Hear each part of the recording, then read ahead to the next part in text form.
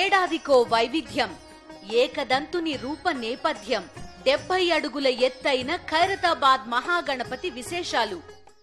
పెద్దపల్లి జిల్లాలో విద్యార్థి సంఘం నాయకులు ఆందోళన చేపట్టారు. బాలుర వసతి భవనం శిథిలావస్థకు చేరుకున్న అధికారులు పట్టించుకోవడం లేదని నిరసన వ్యక్తం చేశారు. హాస్టల్ పైకప్పు నుంచి పెచ్చులు ఊడిపడుతున్నాయని ఆగ్రహం వ్యక్తం చేశారు.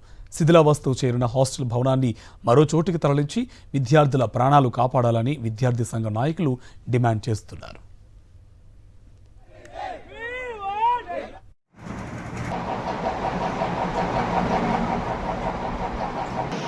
ఈ ఫ్యాన్లు కూడా వడా కోసం పోయా రానా.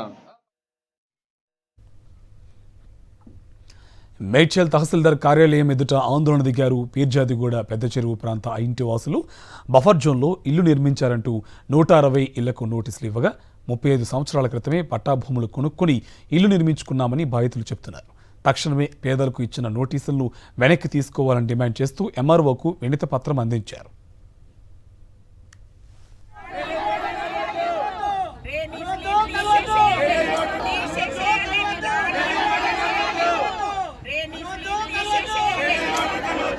ఇళ్ళ గురించి వచ్చినా మీరు ఇళ్ళ గురించి